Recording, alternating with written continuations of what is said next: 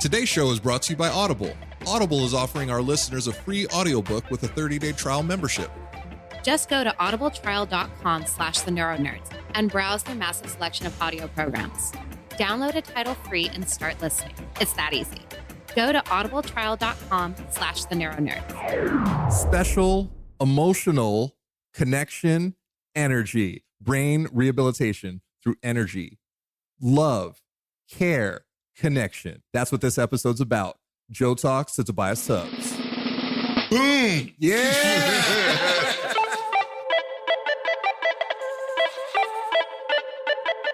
Hi, I'm Joe. And I'm Lauren. And we are The NeuroNerds. Yes, that was on time. I feel pretty good about that.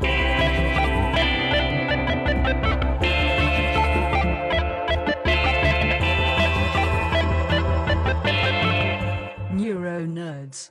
Welcome to the NeuroNerds. And I always say this when I have a guest on the show, but this is a very special episode. It's actually a lot more personal to me than it is any normal episode. Not that anybody else who's been on the show isn't special, but this is like a strange, almost life-changing event that happened that brought this man into my life.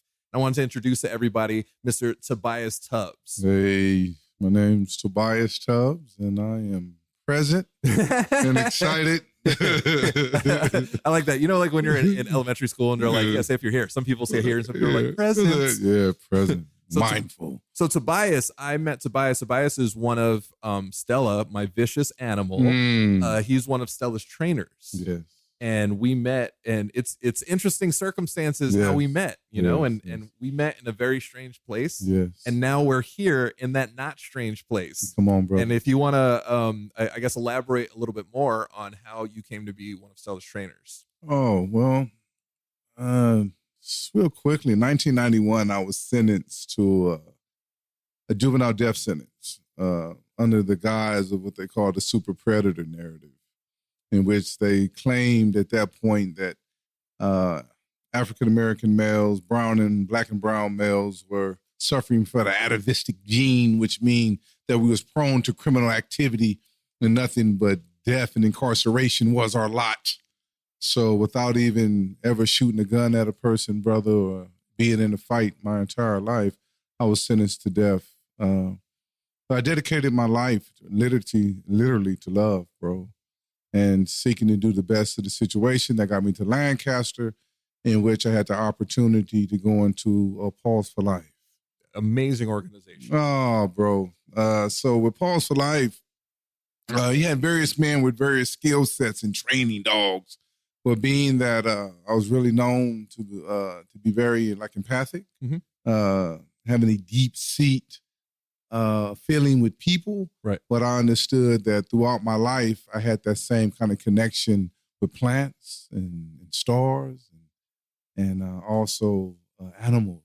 Right. And I guess the management of Paws for Life was like, Tobias, you need to be over the special care unit. And for the dogs that come in that are traumatized, you know, some with a brain injury, some that have been abused, I used to love them back into proper health. So then we extended our program into care dogs and service dogs. So Stella Blue was my first care dog. And she was the first program care dog. So it was really experimentation. How would me and Stella connect on such intimate levels that she'll be so aware of my every need, me being you. So I had to learn as much about you as possible and connect to your spirit. And that's what I believe I done. And Stella, she complimented me that every day with her, meditations, breathing. So we got very close.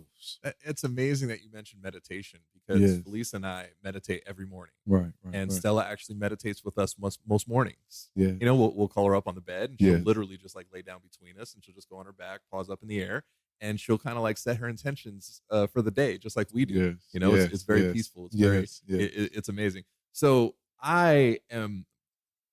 so you mentioned a little bit empathic. You're almost like an X-Man. You're like a superhero. We'll get to that. when we first met, Yes, sir. When we first met, like I mean this in wholeheartedly. I've never felt closer to somebody that I just met. That's instantly, right, bro. You know? And it was strange. It was Stella's graduation. Yeah. And we went in there. And I remember like there's little spots because my mind was still a little fuzzy because it took about a full year before I was fully I'm still not 100% there, Right. but before I was more Right. coherent. And I remember that morning Felice was like, Joe, shave your head. You know, there might be cameras and stuff there. I was like, oh, it's fine. Right. There were cameras there. Right, and now there's a picture of me looking crazy bald and weird. But I remember running into you and I was just like, oh, I feel like I know this dude. You know what I mean? Like I feel like I know this dude. Oh, we talked for a few minutes, Oh, that was it. but we immediately bonded. And I thought that was beautiful. There's something about your aura that like just vibed with appreciate mine. And I thought it was amazing. Oh, bro, I'm going to say this. For one, when you're seeking to connect with a care dog and a dog that's going to give any form of care, you try to get most in the emotional space of the person in which, and I believe that we're actually spiritual beings going through earthly experience. So we're not limited by our physicality. Right. So although my body was in prison, but my spirit was not incarcerated. Right. So I was able to connect with you on very spiritual and deep and emotional levels. But what was getting in my way, I actually thought you was a veteran. And so I had to even ask myself, would I give any less to Stella to care for you as a veteran as I would for a person who wasn't a veteran, who was going abroad, having to participate in every form of, warfare, which gets brutal and ugly. Right. And so especially coming from an Islamic background and faith, that's when I knew my love was pure and exact and true, because whoever you was, you deserved care, and our veterans deserve care. So what happened was my mother calls me Joseph. And so when I heard your name was Joseph, I was like, man, how many more signs do I need? And my wife who passed, her name is Stella, Star. Stop. No. I didn't know that. Yeah. That's Yeah. I'm saving it. It's a lot for us to talk about. But yeah, so, you remember I didn't name Stella. right. So when they gave it to us, so I'm going through all this, my wife died from broken heart with end up cancer. Right. 2 forms, a uterus and a breast cancer. Wow. So about time I met Stella, Blue, it's been almost like 20 years, and I knew I was possibly getting close to release. And I really wanted to honor her life and all the investment she made in me. So when they gave me Stella, our beautiful canine friend here, it was a very special place. And then Joseph, it was like a confirmation. Right. Because the story of Joseph. Joseph, he's beat up by his brothers, manipulated by his older brothers or big brother. And then he goes into slavery and he beats slavery. He goes into the system, incarceration, becomes a star, and he leverages his freedom with the governor or the Malik or the king. It's my exact story. That's So now I sit here with you, Joseph. Yeah, bro. Yeah, it's real talk. It's almost it's poetic. Yes, it's poetic. It's crazy how Yes. everything just kind of worked out. Yes. It really is. Yes. And I remember one of the first things you said, you showed me, I think it was my name Yes. written in Arabic. Yes. And I was blown away. I was like, wow, I barely write English. Right. And I thought it was right. amazing. I remember most of the conversation on the ride home was talking about you. I was like, man, Tobias is like phenomenal. Right, thank like, this you, dude brother. is Thank you, amazing. brother. And what's really funny, and it's not funny, it's just strange. On the ride home, I was like, man, like I would love to get to know this dude. You know what I mean? I was like, I Right. don't really know what process that would be. Right, Like, are we right. gonna be like pen pals? Or something? Right, Do I feel right. like I don't really know how that works. But I always felt that you and I would end up becoming closer just at some point. I didn't know how, I didn't know when. And look at what we're doing today. Brother, I wouldn't miss it for the world. For one, if you look at the word Joseph, and Joseph is a very powerful name, especially if you look at it in a biblical sense. And you know that, Christianity in one form or another is so deep within the social, religious fabrics of this country. So let's look at it spiritually. Joseph in Hebrew is Yahweh Seth. And Yahweh, Seth means Yahweh representing God or the divine force. Seth is building them, fattening them, strengthening them, emboldening them, and empowering them. Yahweh Seth, Joseph. So anytime that a Joseph appears, you're being strengthened, empowered, fattened, and emboldened. So I drew that into myself and my spirit. So the same thing with the Arabic Yusuf. Yusuf has the same inside of the letters. It means the same thing. You're being strengthened and emboldened and empowered. So whether I write it in Hebrew or Arabic, whether I tell you from the Quran or the Bible, Joseph is the medium, the link, the bridge between our religious paths. How amazing is that? I actually feel like I'm that for my community because I want to strengthen the people in my community because I understand how weak you feel. I understand how isolating it is. Come on, bro. And I also understand how powerful all of these people are. Come I mean, on, like brother. me in particular, like my community, like I can only go for like I came this close to like not being here because my brain tried to kill me. Come on, speak. It takes some power to come back from that. So there is an entire community of strong people that don't know how strong they are, and I want to help them see their maximum potential, to show them, hey, you guys aren't alone. And you guys aren't broken. You guys are battered and bruised, but you're never broken. That's you know? right. So That's right. I love that. I love the way that feels. And that's why I mess with you, Tobias. So Stella, to me, I don't know where I would be without her. I don't. I had my incident at the hospital that there was the incident. I actually did a podcast about it, and there's like a bunch of stuff going on, like really good stuff. We made enough noise that there's some traction, and there's some stuff happening. But I talked about my story, the incident that caused the PTSD. Right. Now, coming back from a brain injury, what you need is sleep. Right. And now I was afraid to go to sleep because every time I go to sleep, 5-6 nights a week, I'm having night terrors. Now, for those who don't understand what a night terror is, it's not a nightmare. Right. It's not a bad dream. Right. It's horrific. It's something I absolutely would wish on a worst enemy. Right. It's really bad. So I was suffering and I was afraid to sleep. So your brain can't heal if you're not sleeping. So that's where Stella came in. She helped bring back a huge chunk of my life, which is half of our life we spent. How was a third of our life we spent asleep? That's what she gave that back to me, you know, and in turn you gave that back to me because of how you trained her. Bro. What's amazing is she was trained to, when I'm having one of my issues, one of my moments, you know, one of my little freakouts, she won't leave me alone until I'm calm. Now, what she started to do is 3-4 in the morning when these things would hit, she'd jump on top of me. She would hit me with her nose, she'd hit me with her. She's got some big ass paws. And she wouldn't leave me alone until I was calm.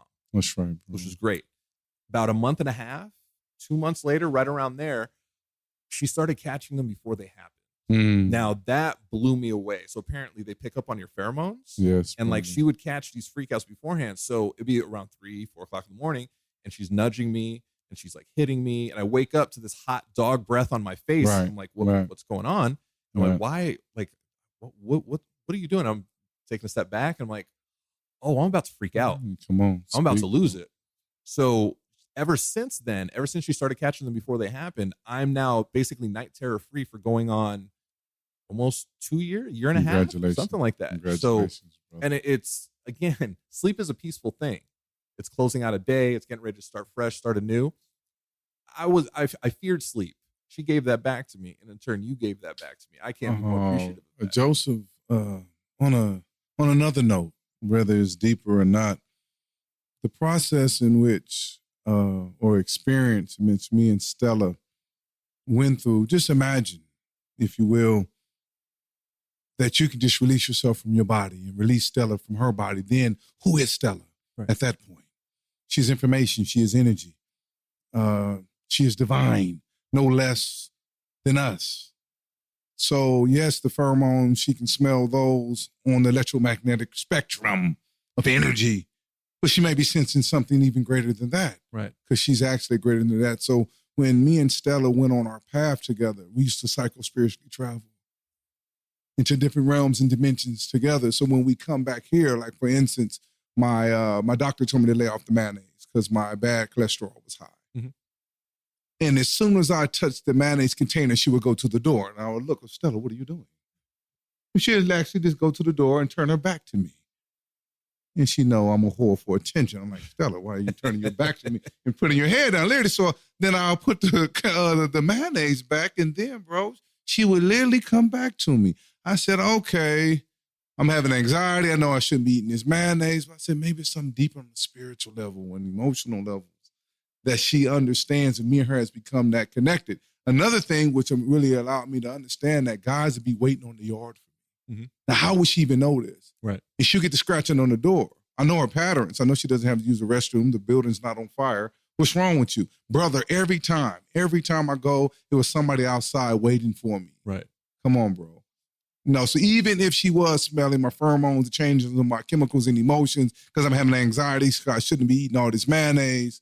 But for her to know people was waiting for me outside, Right. that's a higher sense of consciousness in being. So when you tell me of this marvelous being, Stella Blue, that I know that we are connected by something special. No, really, Yeah. really, it blows my mind. You know, it's who'd have thunk it? You know.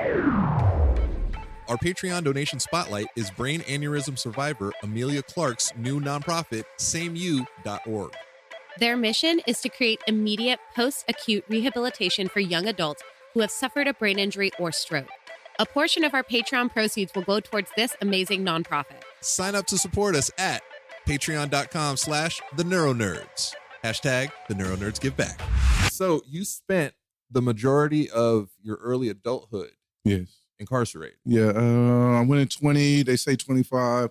You have the neural capacity to have an adult brain. I tell people just because I have an adult brain doesn't mean I've cultivated an adult mind. Right. Right, because it takes that strengthening, that building of those neural networks to become an adult brain. Right. So 25, and then I just got out 9 months ago. So I spent the first maybe 20 years of my adulthood in some of the worst and most inhumane places. Right. Yes, sir. Right. Now, that makes being here, this moment, that much sweeter, that much more special. Bro, when, your wife, my sister, is texting me, talking about she's late. And for various reasons. Brother, I'm laughing the whole time. Late, oh man, you're early. I waited, years to even see you all. Right. Brother, not minutes. Just imagine it. Yeah. Just imagine to have people who say, I love you, and you are friends, and we invite you into our family. Your picture is up on the wall. Brother, my family lived in South Carolina. Right. So when you come to those events, y'all were my family. Family, they say that friends are the family that you choose. Absolutely. And I really believe that. So my response to her every time was excited and awaiting. And she'd text me 30 minutes more, the same response, excited and awaiting.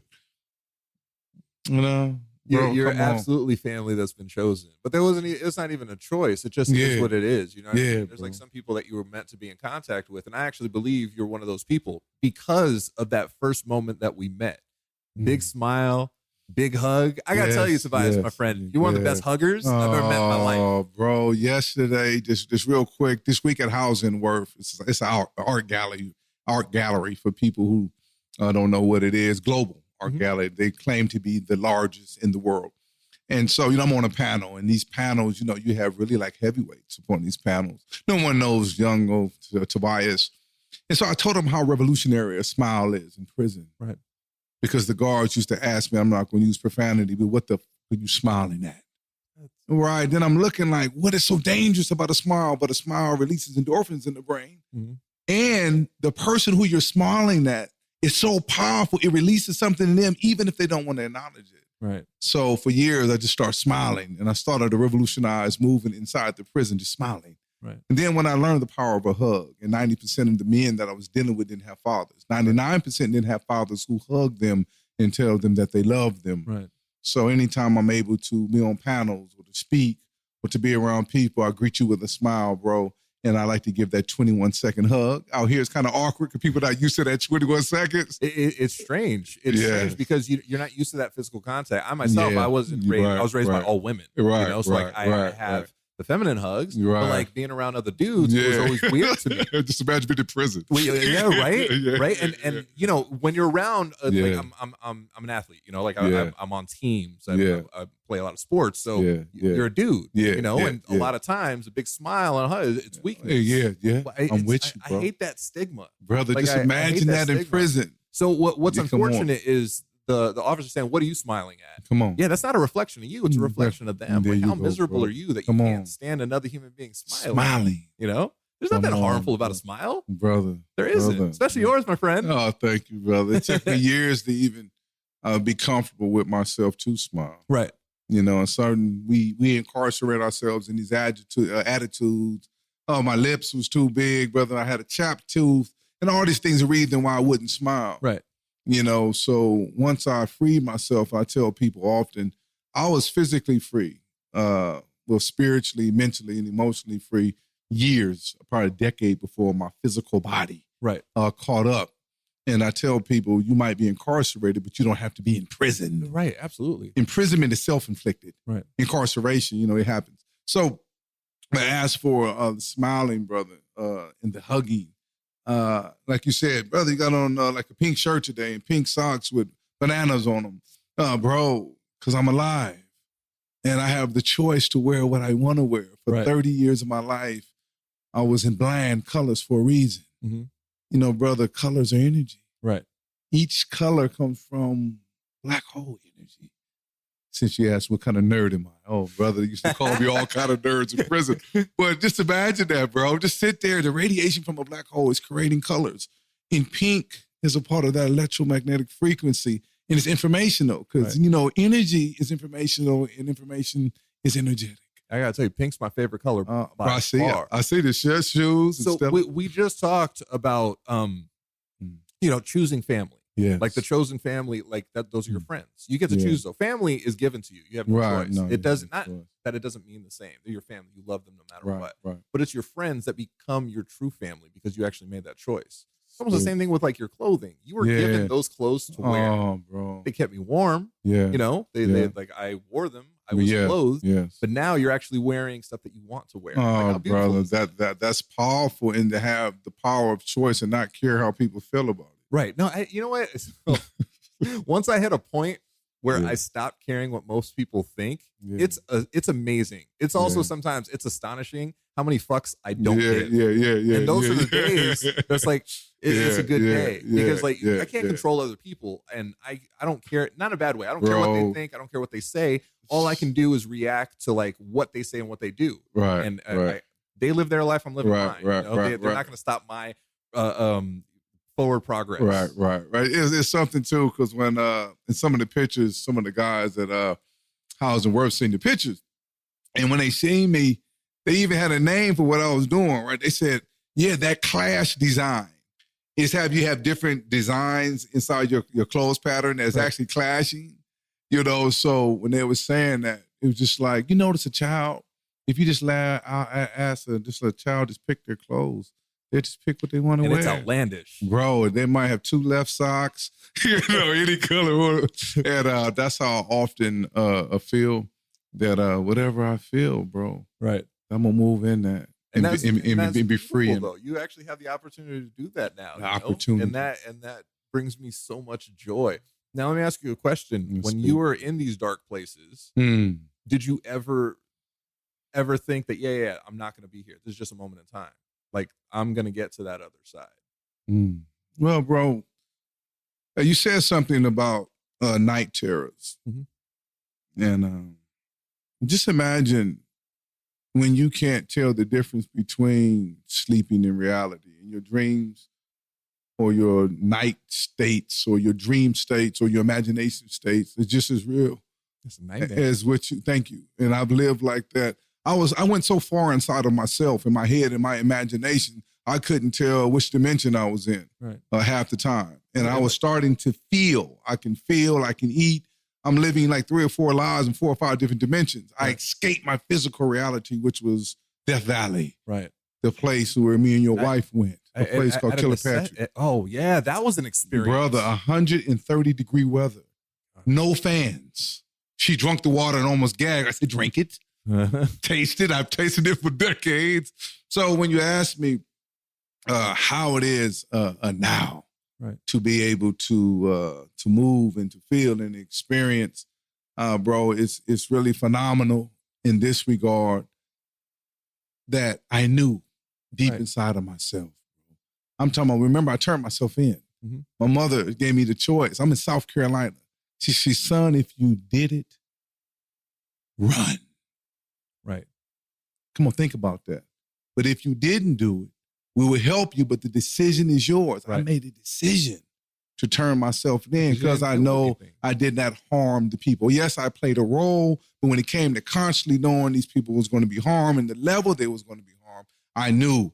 Did I know it was going to take me almost 30 years to get out of prison? No. Did I know the circumstances and situations, vicissitudes that was going to come about for it to happen? No. But I know I was going to step to the plate. I was going into that. So the darkest times, and brother, you're talking about being an empath, or what people call empathic. The burden of that is you take on people's pains. Right. You take on people's traumas. Right. And being in a place where suicide is up.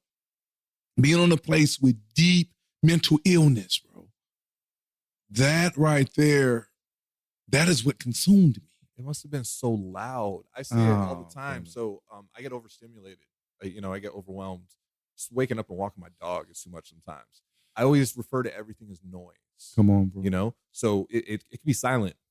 But if there's even open spaces, to Come me, on. it's a lot of noise. Come on, bro. So just being in that spot, it must have been so loud. Brother. For one, I didn't even know I was claustrophobic. Right. Until I almost gave myself to it and the cell was crumbling like a can upon me, bro. Then I was like, how in the hell am I in prison and I'm actually claustrophobic? Right. I don't really, or I didn't really like people. Mm-hmm. Hey, I feel that. I feel that in my soul. You feel me, bro? So in that, the main point was that I had a speech impediment when I was a child. Mm-hmm. And I used to stutter bad.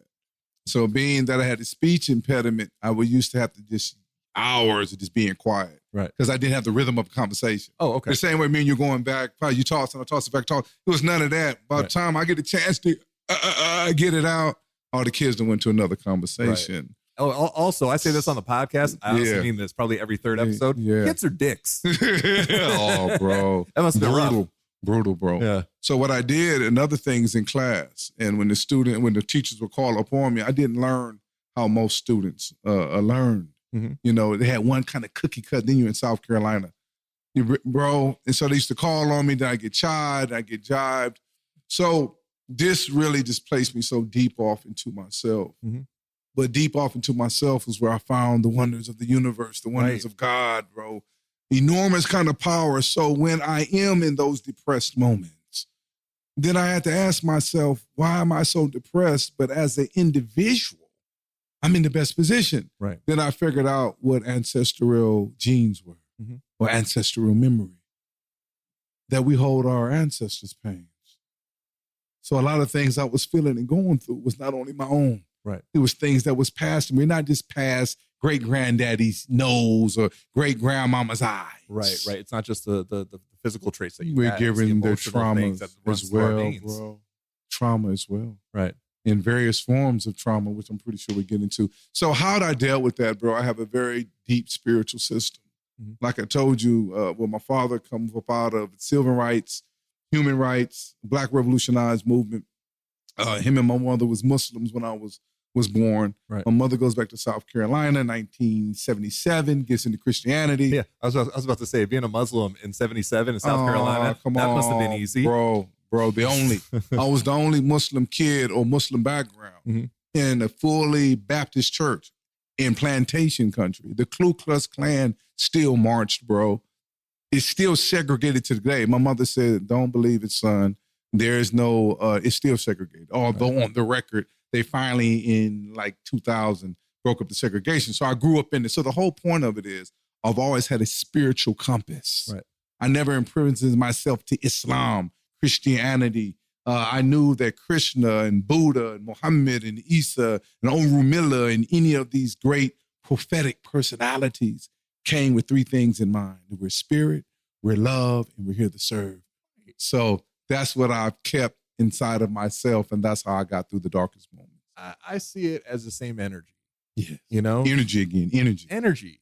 So speaking of prayer, I wouldn't say I'm the most religious person. I always say I'm a recovering Catholic. Yeah. Because I am. I say it all the time too. I was never raised with the love of God. Right. I was raised with fear. it's a different way to be raised. I love you, bro. So, you're popping heavy right now. You're popping heavy. It's what was learned from my grandmother to my mother, from my grandmother's mother to it just kept, and from my mother to us. Now, we were taught never to talk about anything. We were taught never to process anything out. We were taught not to inconvenience anybody with our issues, just shove them down. Just shove them down. That's a horrible thing to do. You have to be able to like process some stuff out. If not, it's gonna raise your blood pressure. It can drive you crazy. In my case, my brain tried to kill me, because of it. It was unchecked high blood pressure. Anyway, so I was in the hospital and there were prayer groups literally around the world praying for me. It wasn't just powerful. Catholics. It was Christians. It was Muslims. It was Jewish people. It was you name it. People were praying for me. Now, I'm not here to say, hey, my God's better than your God. Now, again, whatever God you believe in, it's an all-powerful being. Can we really put that in a box and say, no, it's a dude? No. Nope, it's a white let me share this, Joseph. Joseph. It's now scientifically proven what I figured out almost 30 years ago, that it doesn't matter what God a person is praying to, they can trust the data on this. Right. They said when a devout mind goes into the state of prayer, it transforms the person completely, down to the DNA. And they said it didn't matter what God, or as in the Buddha and in Hindu ways of life, where you say no Godhead or many Godheads, whatever the case might be, it is the state of belief, stillness, and devotion that connects one beyond themselves. This has been scientifically proven, bro. And when you say recovering Catholic, you have to remember, when I first came into the system, the first 10 years, there was a guy named Father Dermody. And he was from Ireland, and my bloodline is from Ireland. And he was the Catholic chaplain. And he initiated me into the ways of Ignatius, St. Ignatius, which is the father of the Jesuits. And so just imagine, he's the one who really told me what my name Tobias is. He's the saint of Catholicism. He's the saint of healing and reconciliation. Saint of healing. Yes, sir. Yeah, there it is. Yeah, so if you look at inside of the apocrypha, he had a dog. Yeah. Really? Come on, bro. Get it. The apocrypha, I said it. And so St. Tobias went on a journey for his father. And the angels assisted him. And one of the main angels that assisted him was Raphael. The angel, or the light, or the energy of recovery and healing and reconciliation.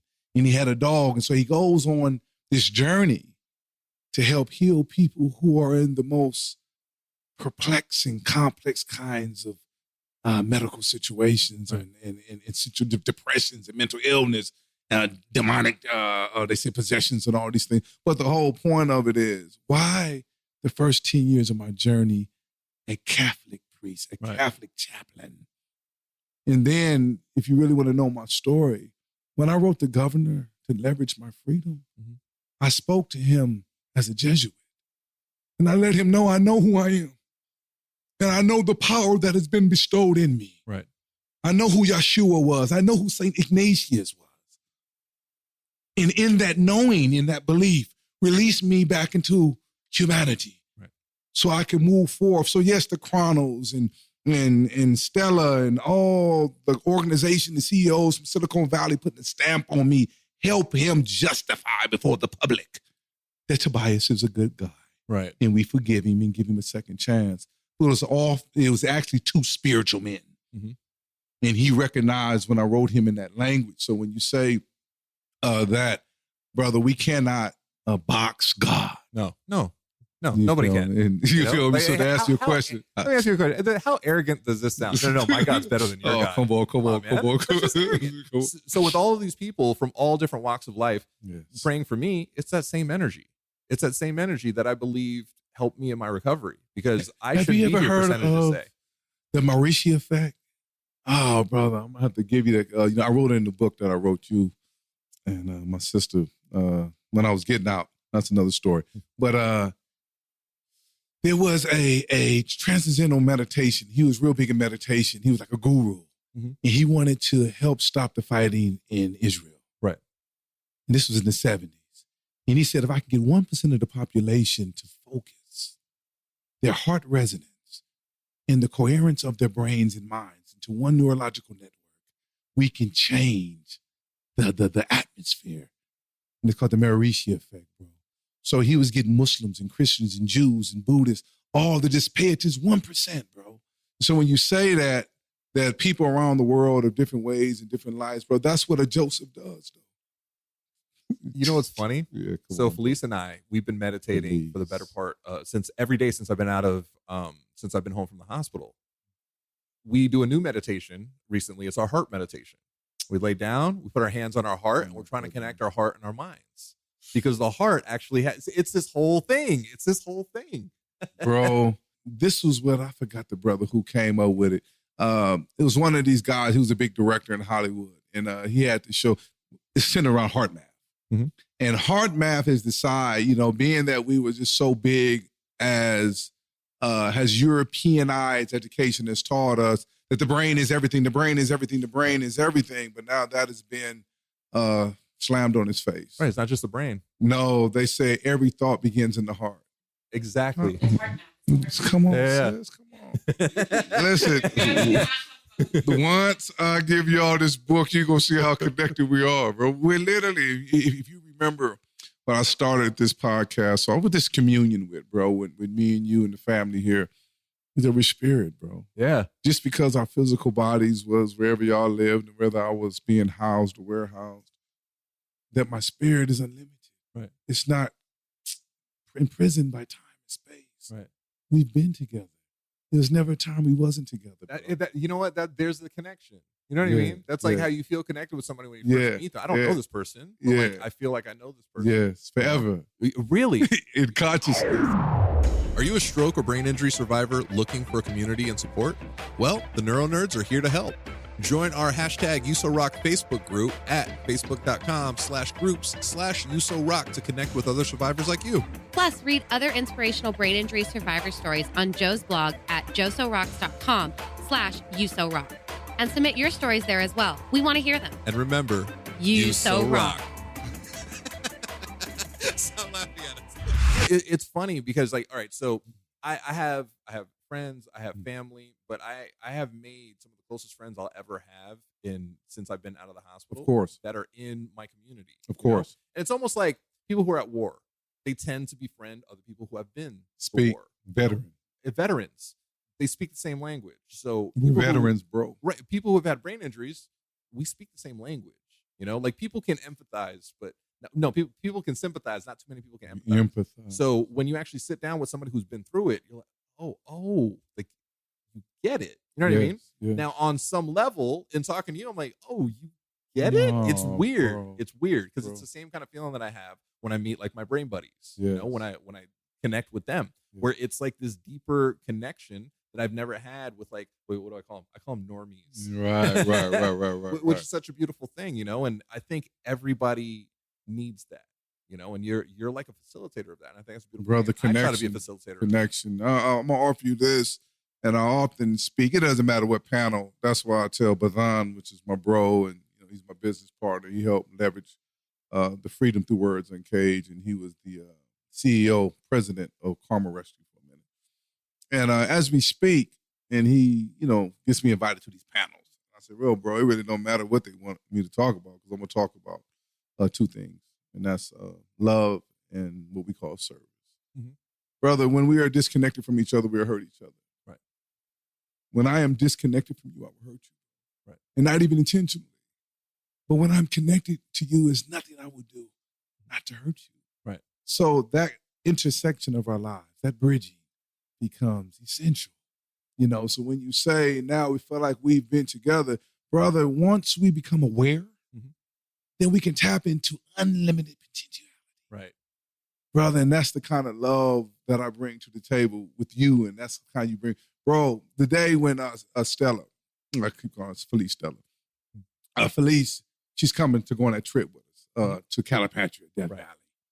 You see everybody, you say hi, you see me, you jump out of the car. I don't even know that you even noticed. You jump out of the car, I hugged you, and I kissed you, bro. Bro, and then I'm riding the sis. I said, how much does he trust me to give me you and to take you into one of the most dangerous prisons in the system?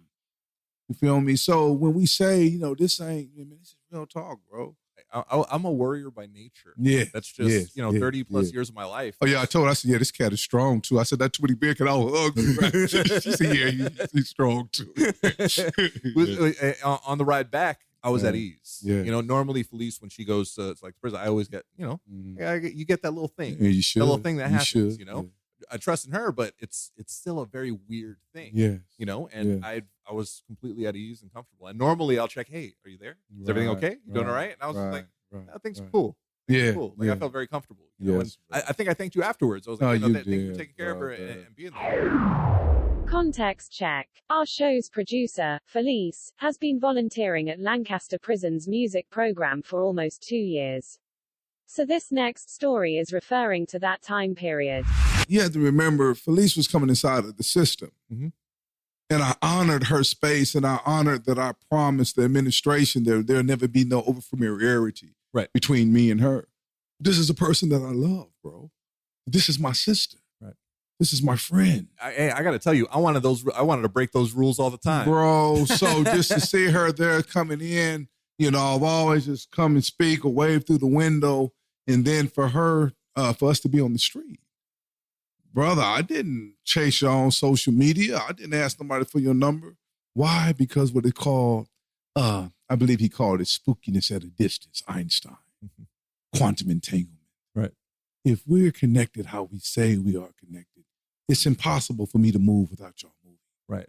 It's impossible for y'all to be navigating this great universe that we're spinning in the metaverse that it is spinning in without us coming into alignment. Joseph, the story, the narrative, all stars come into alignment. Context check. This next story refers to a few weeks before the airing of this episode, when Felice traveled with Tobias and Jeff, Ray and Dr. Roy from a non-profit called Words Uncaged to visit Calipatria prison. So while we're packed up in the back of Ray's going to Calipatria, and I looked at her, and I looked at Jeff Stein, I looked at Ray and Roy. I said, see? You don't have to break no rules. You don't have to undermine anything. You don't have to move in that fear. When you're talking about fearing God. Right. I never believed in fearing God. Me and my bro said, we didn't do it for the gain of heaven. We didn't do it to try to get away from hell. We just wanted to be nearer to God. Right. So we had a group of men who entered the penal system. All we wanted was proximity. Nearness, bro. So if nearness to God keeps me out of hell, and nearness to God puts me in heaven, so let me just keep drawing near. We figured that was through love, bro, through smiles and through strong hugs and telling men that we love them. Right. And not being afraid, not being ashamed, bro, and doing it with a sense of urgency. Right. You know how many men have told me, thousands have told me, my father never hugged me with you. I said, that's the problem. That is the problem. If you look at me, brother, I'm kind of like a strong dude. So, man, you can't even get away from this. I got you. Did I add that kiss on them there trying to... Yeah. I'm assaulting you with love. Oh, man. And they're melt in my arms. And these men are very appreciative today. And not only are they appreciative to me, but I'm appreciative to them. Right. For giving me the opportunity to love. It's hard. It's hard to accept that, especially being brought up a certain way. Yes. Being harmed most of the time. Come on. It's hard to open up. It's hard to feel safe in that position. Even today, I was raised by all women. Yeah. I might be working on new therapists right now, and I'm like, yeah, absolutely. I don't think I could talk to a dude. Right. I don't think, because I'll put up that front. Most guys do it. Bro. Oh yeah, everything's fine. I don't want to seem weak in front of that. But again, it's a horrible way that's just in me right now. I know I have to break past it. I just haven't yet. Bro, well, you're going to break past it. I'm going to enjoy it. I've been around men 30 years, right? So we all packed in the back of Ray's Jeep. And so Felice was like, oh, I apologize. We all apologize. I said, Felice, I've been packed in vans, cargo ships, stuffed up on the buses with 6'8" skinheads and whoop. Having you all pressed up is a blessing. So what I'm saying is a lot of times with us, especially coming out, we have too much masculinity, too much testosterone. Yeah. And so we need toxic levels. And when you talk about brain injuries, yes, a lot of us have not been shot in the head or maybe beaten in the head. The concepts that we have taken on has injured our brain. Absolutely, without question. Bro, so that's where your bro will be looking at. So that's how I can identify And the same rewiring it takes for a person with a literal physical brain injury, it's the same process for us. It really is. Oh, bro, I'm with you. You know what's funny? So one of my closest friends now is a habit coach in Canada. I love she's it. A young stroke survivor, and she's talking about changing habits. She's like, anybody can change habits by doing That's true. things. That's She's true. working on a book. She is phenomenal. I might actually put her in contact with you. Yeah, You know, I think it'd be brother. great because I really believe in what she does, and she's actually helping me break some old habits. I said one of the main habits that I hate that survivors have in any type of survivor is telling people you're okay. Come on. Why? Right. You know, no matter who asks me, no matter how crazy a day it is, hey, how's it going? Oh, I'm doing great. I'm not. I'm broken. I'm struggling right now. But yeah, everything's good. Why? I'm not saying unload. No. Well, this is what's going on and my physical health, and mental health, family. I'm not saying that. But why can't the answer be, man, it's a rough day, but I'm working on it? Brother, cognitive dissonance, I also call it neurodissonance. When you speak out of your mouth what your deeper self is in conflict with, right, you worsen your state. Bro, so I'm not going to even go because you asked me kind of... I don't think anybody feels good lying about how they're feeling. You know, you might save face, but afterwards it weighs on you even more. Because I had an interaction with whoever it was. Why do I feel worse for it? You shouldn't feel worse after any interaction. You should feel better, you know? So I just think changing the way that we think about that, breaking that habit is essential. Oh, brother, when you speak on habits, and that's where the smiling came in at. Right. I wanted to make it a habit of smiling for years of not smiling because I wasn't smiling because of the way I felt about myself. I feel that. Brother, so now that I feel different about myself, I'm going to smile and I'm going to radiate the energy of how I truly feel. So when it came to hug, I'm in a system where violence is the currency. Right. So let me do the opposite of what you want to do. So you want to be like a barbarian, just beat each other with knuckles and metal. I said, since disconnection is what you want, I'm going to give you connection. So it's really the cure is in the opposite. Right. So when you say creating positive habits, brother, I make it a habit of being punctual. Being on point. Punctual means to be on point on time. I have a habit of having an attitude of gratitude. You know, bro, these are certain things. It doesn't matter if I understand the digital world, I understand accounting or banking, or things that I've been taken away from for 30 years strategically. Right. But every employer enjoys when you're at work early. Absolutely. You come with a grateful attitude. Right, you're there with a big smile. Oh, with a big smile. Right. And a hug if he or she allows you. Right. So these are the habits that I seek to take on. When I'm with you, bro. Right. Right now, I'm not even remembering I'm on a podcast. It's just conversation. You feel? Just conversation. That's why I don't like writing down questions. Presence, brother. Presence. Presence. That's a habit, bro. In the habit of presence and mindfulness, bro. Mindfulness is great. You know what's really helpful for me? Perspective. When I realized perspective, when that came in, everything changed. Everything changed. Because really easily, oh, woe is me. You can do the same thing. Woe is me. Who's that helping? Is that doing anything? No. It's not. Now, everybody feels their own thing. Right. Everybody deals with things their own way. Right. But you can look at their situation and be like, wow, it could be 10 times worse for me. Even if they're dealing with it. Right. Or even if they're like, everything is the worst and it doesn't seem like a big deal. Right. Like, just look at other stories. I have a stroke survivor friend, one of my really good friends in Australia. She's never known the feeling on her left side. She had a pediatric stroke. She is an incredible artist. Speak. Like, I wake up some days and I'm like, I don't know if I could keep pushing forward. But then I think about, wow, Noreen is just incredible. What am I complaining about? Speak, bro. Early on in my recovery, when I started to become a little bit more coherent, I remember there's a buddy of mine in Canada, and he has left side deficits. He struggles putting on his sweatshirt. He put a video on, it's like 2 minutes of him just putting on a sweatshirt and zippering it up. It was a process. Yes. And he kept on falling out of his hand that he had issues with. And after 2 minutes, he put it on. He just looked in the camera. He's like, some days it's easier than others. Come on. I was in tears. Yes. And I'm like, why am I complaining? Brother Draw, you just said something, right? Even with the wall, let's go back to something that we said about electromagnetic energy. And you know that colors are emotional. They're energetic. They're informational. So woe is me has a place in us. Right. It has a place. You have to feel woe.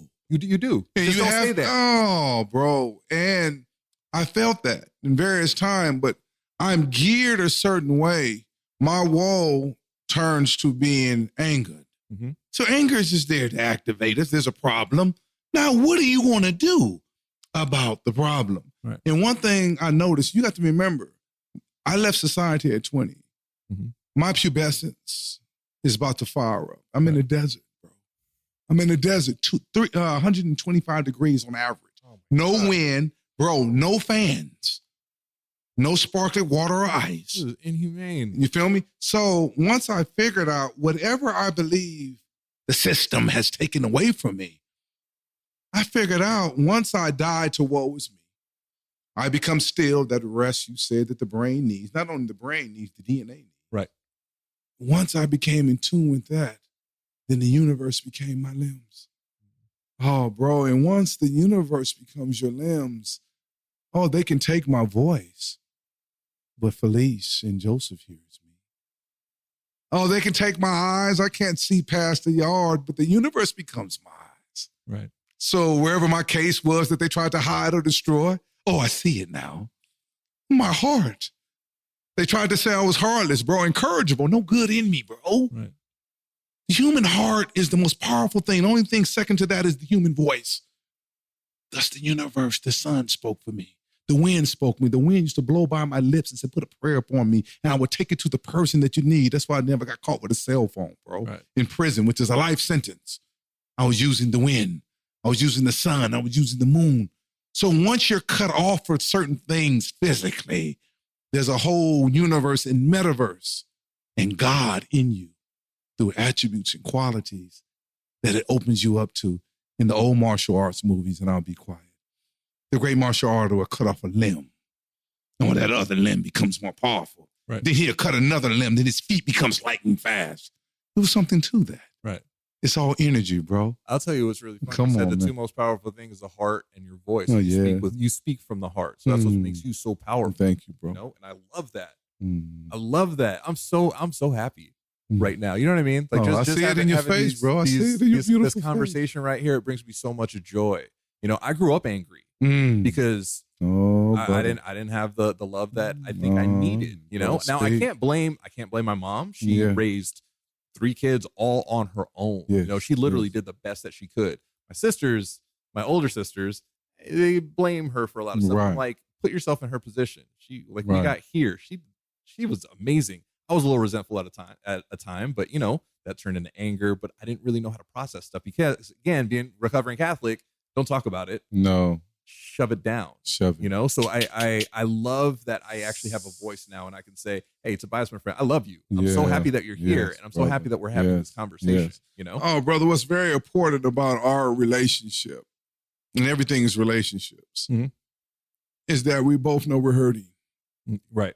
And we both know that we're ill. And we both know that we're broken. Right. And we both know about being disassociated. We know about night terrors. We know about Dude. PTSD, post-traumatic stress, as they call it. And we know that every second that we're not suffering from those things is a blessing. Mhm. So that gives us an advantage. It does. It absolutely does. That gives us an advantage in life. I come into the situation, in every situation, I tell people I'm not fully healed. They think I'm joking. Oh, Tobias, woo, woo, woo, woo. I said, no, don't underestimate what I said. Don't minimize what I said. You know, this is my divinity holding me up. This is my divinity speaking through me. If not, brother, why do you think a person be doing this right here, brother? 30 years of incarceration. Right. It's the middle of the summer. I'm sitting here waiting for you, Felice, and Stella. Okay, brother, I've been on 9 months and I've made maybe $300 for stipends. I'm talking 9 months. Brother, I do this because this is what heals me. Right. This is what gives me connection. And it's giving back. Oh. You know, so that's how for me, what I do with the podcast and speaking with the community, my support group, my blogs, everything that I do is to help my community. It's bigger than me. Brother, That's honestly almost every day. That's what keeps me going. That's it, bro. Where I know it's not me. It's bigger than me. I did the episode where I talked about my PTSD and situation. I didn't want to do that. Right. We talked about it for months. Right. When I was going to record it, I was like, yeah, I'm going to do it this day and blah, blah. She set up the microphone in the little Neuro nook where I record. Yes. Early in the morning. I didn't start to record until after midnight.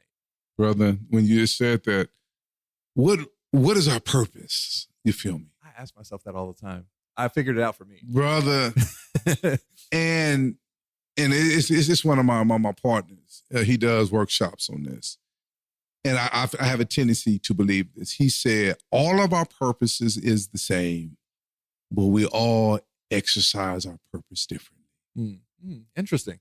He said, and I do believe, our purpose here is to serve each other in humanity, to serve the earth, to give good in all that we do. Right.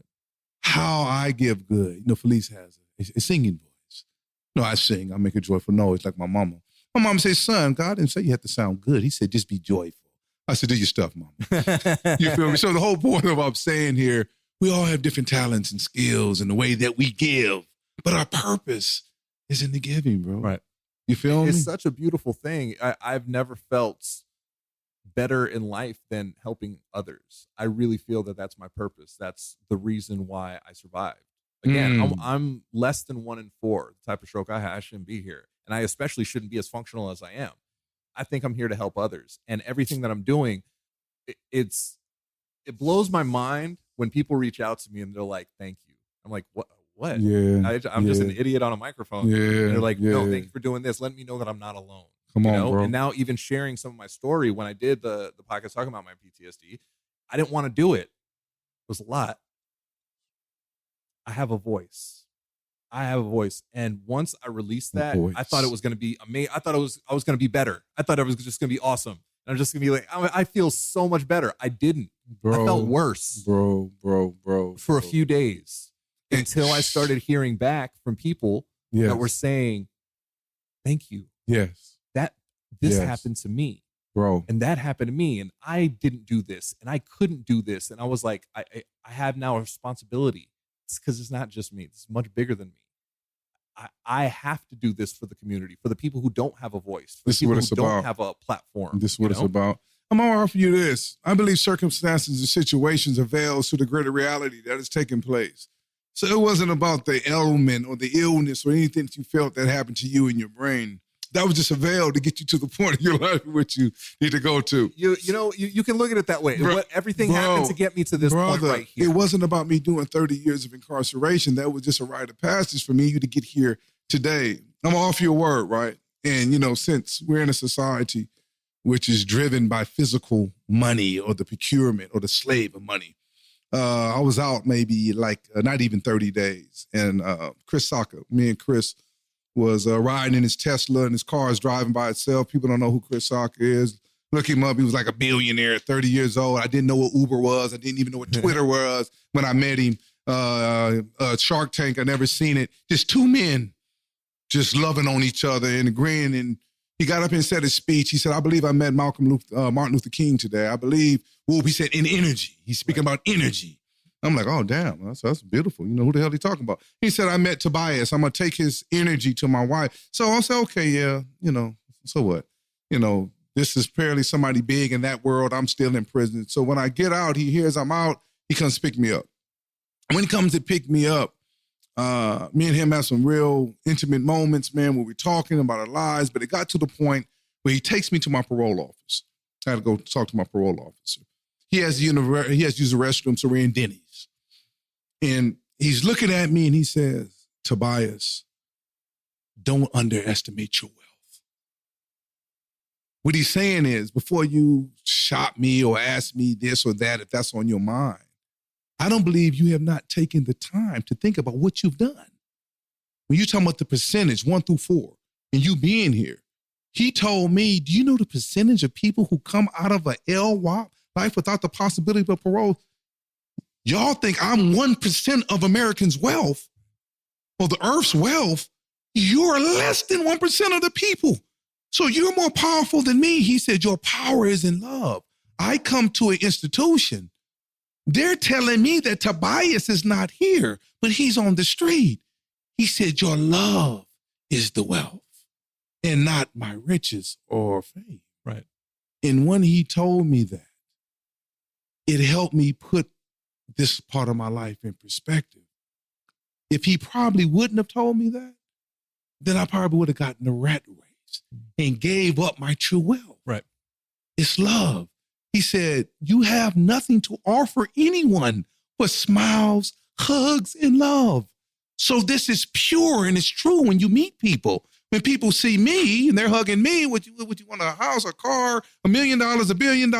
He said, and this is on film. If ask Art and Scott Bugney, I'm hugging the top men from Silicon Valley, the CEOs, and they're getting in line. Javier, one of my business partners and friends, said, Tobias is a hugger. And I'm hugging the CEOs of all these big companies. And they said, thank you for hugging me. And I'm looking at understanding, and they're saying, I don't know if my wife's genuine hug is genuine, my children, my colleagues, my pastor, my cleric, my guru. But I come to prison, and a man who does not know nothing about none of us is solely hugging us genuinely because we deserve to be hugged. So, bro, when you say what you said, this is what is, none of this is script. We just turned this on and we're doing it. So this is what you're provoking in me to tell these stories. And I don't throw out names and people like that just arbitrarily. But whatever you strike in me, whatever chord you strike in me, I'm offer it freely, brother. That's why I love this platform. That's why I like to do it this way. We just sit back here. We have a beautiful conversation. Beautiful. If you enjoy listening to this podcast, please consider leaving us a 5-star review on the Apple Podcast app. Your reviews help us grow and reach more listeners like you. Find us by searching for the NeuroNerds on the Apple Podcast app today. There's one thing that always stuck with me is because people like that, people in certain positions. Do you know if you have friends? Speak. Or if they're just people that are trying to get something out of you? Speak. You look at people that treat people well that don't have to treat those people well. You know what I mean? Speak, brother. Like if you're on Tops and you're treating somebody who brings you your car nice, hey, how you doing? Speak. It's amazing. Bro. It's a reflection of you as a person, as opposed to like, oh, I don't even need to make eye contact with you because you're insignificant. No. We're all people, no matter what we do. Brother, I was at Housing Worth this weekend, as I said, and I like to get places early before the facade takes place. Not saying that Housing Worth is a place of facade and costumes and adornment, but they do sell art for $100,000 a piece. That's a different energy of the people. Brother, thank you. So that's my point. I love Housing Worth. These are my folks that give me opportunity. But the whole point is I go around and thank all the security guards, all the maids. And I can say them by name. Rashad and I gotta tell you, I guarantee you they're so appreciative of that, Brother. And every time they see me and I tell them I recognize you, I see you.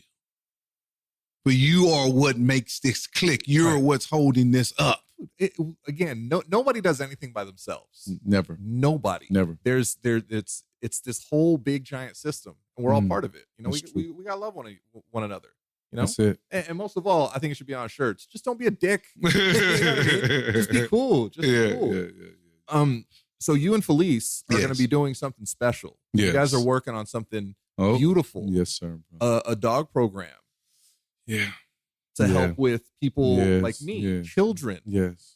So I go through to occupational therapy, which is wrapping up really soon, which I'm going to be really, really sad about because my occupational therapist has been everything to my recovery. She's been my therapist. She's been like my crazy therapist. She's been my occupation. She's been everything. She's been incredible. So I'm going to be really, really sad to not see her weekly. But over the past couple of years, I've been going there with Stella. Right. She deals with a lot of autistic children. And the kids have kind of grown up a little bit and gone through therapy with Stella right there. And at the beginning, you see the interactions are strange or fearful or awkward. And over a few months, they get better. There was a little girl in particular, and she was really weird. She would kind of poke Stella in the eye. She would try to deal with her. And after a few months, she'd open palm, petting her calmly. And it was beautiful to see. And all of them constantly ask, well, how do we get a dog like that? Like, how does it work? What's the process? How amazing would it be for a dog like Stella to find a home with a child like that and help them along their way? Bro, I'm with you. One component of what we're doing with bridging through bars, bridging itself. And, when we come up, me and Felice, we brainstormed with our bro, Jeff, and I said, sis, this is stop, because she's business minded. She's in the corporate, because that's her responsibility. Mine is just to think and to be creative and to just be. Right. You know, so I feel like I got the easy part. Hey, and that's a beautiful way to be. It really Bro, is. Those to are be goals. like a bee and just tasting of the sweetness, but bridging. Just think about that before we say through bars. Right. Bridging is connection. When a civil engineer creates a bridge, there's an obstacle or some kind of border or something that needs to be elevated and taken to a next level. Right. So, and we look at Stella, for instance. And right now I have 2 pit bulls named Breezy and Tank. And my bro, he went to jail on a false charge. I adopt them. But we have Uncle Ronnie. My woman name is Stephanie. And she takes care of her 84-year-old uncle. He was a computer scientist, 3 strokes. So he cannot speak. And I see how Tank and Breezy and our little bitty Chihuahua type a loss is transforming his life. Right. You feel me, bro? Amazing. Come on. We have 1 little Shih Tzu and 2 so-called terrier pit bulls. Bro. The most loving dogs. Brother, this man went from being 300 pounds to 150. Oh, wow. He been from being a linguist to can't even get out 3 or 4 words. So when you talking about bridging, right, brother, through bars, what form of incarceration are we suffering from? On a deeper note, what form of imprisonment are we suffering from? And what kind of bridge are we going to bring to connect others to? So we have the canines that we're utilizing our friends here in whatever love and care that me and you have been speaking on for the last, hour and a half, 2 hours. We are investing those into those beings. It's beautiful. So offering it to people. All the way around, it's beautiful. It's beautiful for the people that are training the dogs. Yes. It's beautiful for the dogs. Yes. The dogs are going to get a forever home. Yes. It's beautiful for the home that they're going to. Yes. The children, the adults, the ill, the Yes. people that they're going to help. It's building families. Building. So just so that the listeners know what we're talking about, we're creating an organization, a nonprofit called Bridging Through Bars. So that's what Tobias was referring to. And we are going to create a program that trains service animals for people, including children with invisible disabilities like autism, seizures, PTSD like Joe, stroke, other disabilities that have, are brought on by, the repercussions of a stroke or some sort of brain injury. So just to give a little insight as to what they're talking about right now. That would have been a really long fact check. Yeah, that's why I'm just saying it. Them too.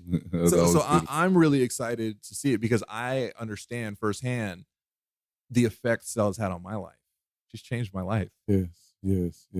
Oh, I see it, brother. I don't know where I'd be without my dog. Oh, man. She's given a huge part of my life back. She's made our house a home. Yeah. She's family. Yeah. And she's also really pretty. Yeah, she's gorgeous. She knows it too. Oh, yeah, she does. Oh, yeah, she does. Yeah, she does. She really does. So, I mean, I think it's beautiful that you're now working on these programs that are giving back. Yeah. That's kind of all I want to do. I came so close to not being here. And all I want to do is help others, because it took 39 years of my life to figure out I wasn't living for 39 years. Speak. I've only been living. So my stroke anniversary is coming up. It'll be August 4th. It'll be 3 years. So those 3 years have been the best 3 years of my life. They haven't been easy. That's right. But they've been the best years of my life because I've actually lived more life in these 3 years than I did the 39 prior. Brother. And I just think it's such a beautiful thing. And even you're out here right now that's amazing. So Tobias has a hat of me being a Super Mario Brothers nerd. It's a 1-up mushroom, the green one from Super Mario. It says "Get a Life." Yeah. That's amazing. Yeah. And even you were unfortunately stuck. Yeah. For years, being told when to go to bed. Oh, brother. Now you said it's been 9 months. Oh, 9 months. Bro. 9 months.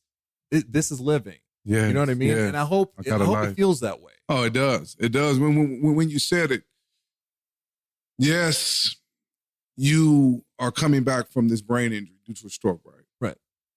But we've come to the same conclusions. Mm-hmm. Even when they being the forensic psychologists that came up with the narrative, they said that our brains were broken, bro. Right. That we have damaged neurological. Come on. Which is ridiculous. Bro. And we had a whole country and world buy into it, right? Mass incarceration was built upon this narrative. People know the chances of me being here. We share that. Right. We share that's a common narrative. So now that we are here and we have beat the odds, per se, then what are we going to do with every moment, bro? Live it. Live it. So we talked about purpose. You know, my purpose, I think, is to help others along the way. Is for me personally to live and grow every day, if I possibly can, and help as many people along the way. Not go through like some of the things that I've gone through, make it easier for them, you know? I think it's such a beautiful thing about my community too, because all we want to do is help. That's right. All we want to do is help. And I think that's what we should be doing, right? Yes. You know, as a people, as a culture, like as a, we're all just people. Stella wants some love over here. Yeah, Stella Blue. Oh, you're going to knock down some wires, girl. Stella. I'm okay. Thanks to our sponsor, Avid Technology, for providing us with the tools, or should I say, pro tools, to record, edit, and mix our podcast and get our message out clearly to the world. Try Avid first to start recording today for free at avid.com/pro-tools. Yay. Yay. Yeah, bro, I'm going to say this too. It's all about resiliency. You know, at the end of the day, we're resilient people. Yeah. Whether you've endured 30 years of incarceration, 3 years of a possibly fatal brain injury. Brother, we're not even going to speak on the spiritual or in consciousness. We just talk on DNA, RNA. It's designed, bro, for us to transform our lives and ourselves and our environments and those around us. That's our human beings. That's our experience. Right. So what happened to you? Again, we talked about like throwing pity parties and being upset and being bitter. No. I talked to a lot of stroke survivors, and some of them are really angry, very angry. Yes. I understand it, but you lived. You're here. I miss being the way that I was. And I'm like, yeah, that's not there anymore. You're a new you. Yes. You're a better version of yourself. Yeah, you might not be able to do certain things, but you've evolved mentally, spiritually, emotionally, you know? Bro. So what happened to you is unfortunate. What happened to me is unfortunate, but it happened to us because we can handle it. That's why we're here today, you know, together, sharing this beautiful moment, you know, and going dark. Who's helped me out a lot. I'll never forget it. My co-host, who isn't here, Lauren. I was going through some stuff. Whenever I feel like I'm reverting, I have like some brain stuff, I'll go really dark. I'm an idiot. Everything sucks. I don't understand. And I get really, really mad. So I was having some brain stuff. I was really, really down on myself. And she was talking to me, and she's like, okay, have a pity party for yourself. Be upset, be angry, and let it go. Right. She was like, do that tonight. Tomorrow, it's going to be this, it's going to be that. And I was like, I didn't really know what to do. I was like, I guess I'll be upset. But I was like, yeah, I feel a little bit better. So I'm like really thankful to her, for Felice, for everybody bringing me back from those dark times. Because very easily we can go dark. Very easy. The thing is, don't stay there. Yeah. Let's just not stay there. Yes. You know, for you could have gone dark and just stayed there. Yeah. You would still be in the dark. Yeah, that's true. No. You think you're correct. And the power of what you just said is connection. It comes back. It doesn't matter what part of the podcast someone listens to whenever we close. It's going to be about connection, bro. Right. And every day that I was able to step out of that cell and knew that 10, 20, 100, and remember, the Marisha Effect. I believe that 1%, I know 1%. 1,000 people on the yard, I was going to get 1% to believe in what I was saying. Right. And every yard that I went on, I was able to transfer the yard, and to the point I was able to transfer the whole penal system to a certain form of consciousness that allowed me and my whole crew of men to be out on the street right now. Right. Unheard of. It really is. Bro, and Felice seen it with her own eyes. For me to go to a institution in which I did not know nothing was going on. The man asked me to go to 1 yard. Then he said, would you please go to 2? Felice said, I wouldn't even tell the story if somebody wasn't here to verify it. I am tired. I am drained. And then from there, go into the warden's office and to be offered a chance in which is unheard of in penal history. And I will just leave that there. Brother, that goes on to the power of connectivity. Right. The power of the strength and unity. Right. Bro, the many days in which I could have been my darkest self, I knew when I came out to that yard, the people who I invested in was the one holding me up. There was Crips, there was Bloods, there was Mexican Mafia, there was skinheads, there was officers, there was male, there was female, there was queer, there was Muslims, there were Jews, there were Hindu. Brother, it took everyone to hold me up to be here today. Because you mentioned Come on. a variety of people. Yes. We're all people. No matter what we are. Come on. You know, some people have been nicer than others. Yes. But we're all people. Yes, It doesn't brother. matter. All that other stuff, none of that None matters. of it. None doesn't of it, matter. brother. We're just all people. And it brought you here. You know, you being Yes. an amazing, positive, spiritual light Thank you, brother. in your community, in our community. That's what I'm trying to be for mine. That's right. You know, brother. I'm trying to be a beacon. I'm trying to be a pillar in my community to show, hey, there's life after this. Come This on. isn't the end of your life. It's the beginning. No, it's beginning. You know? And right now, it's been 9 months. This is the beginning of like a new step, a new phase in your life. Just like me, 3 years. 3 years down, I'm onto a new phase in my life, in my recovery. Come on, It's bro. such a beautiful thing. And everything that's happened in our lives brought us here. That's true. You know, That's true. I cannot be happier to have had this conversation with you. I appreciate you, bro. I cannot. Right here. I can't express to you what Stella's done for me, for our life, how much it means to me. Yeah. You know, I never had the most beautiful smile, but I always smiled. Yeah, I always it's felt beautiful. like, you know, I would tell people too before I had a better smile, because I have a much better smile now. I was like, the smile's not pretty, but I can't help but do it. You know, I'm so happy you're Thank you, here. bro. I appreciate it. We've been connected since we met. Yes, sir. And it means the world to me to be sitting here across from you. Yeah. And I'm so proud and honored to be able to have this conversation with you, thank you, and to brother. consider you and to bring you into my family. Oh, that's Tobias, right. my friend, you are family. I know, brother. You know, Feel it. and I Feel love it. you with every fiber of my being. Yeah, I know that, brother. And I'm so Appreciate happy y'all. for you and what you're going to be able to do, not just for yourself. I think that's amazing in itself, Right. but how many people you're going to be able to help with the program that you and Felice are putting on. Yes. The lives that you're going to change. Yes. I'm blown away. I'm so happy. And feel it it, warms brother. my cold, dead heart. Oh, brother, I feel it, brother. The power was going on when you talking about darkness and energy. As we're talking inside of our office, the office space, two of the brothers, which were my cellies from behind the wall, these men are on foot traveling, and they've traveled to the door in this moment. And you just asked, as you just asking, bro, how did you survive those darkest moments? Now, I'm talking about the men who are around me. What are the chances? You know, these men don't even physically know that I'm here. Right. You know, for them too, to come up and look inside the door and see us doing this. Come on, bro. This is powerful. It's a beautiful world we live in, Yes, isn't it? yes, hey, it is. it's not perfect. Yes. But it's beautiful. And it's no ours, matter bro. what. And with people like you and your energy and Appreciate your attitude you. and what you do, you're making a much more beautiful place. Oh, brother, I just thank you.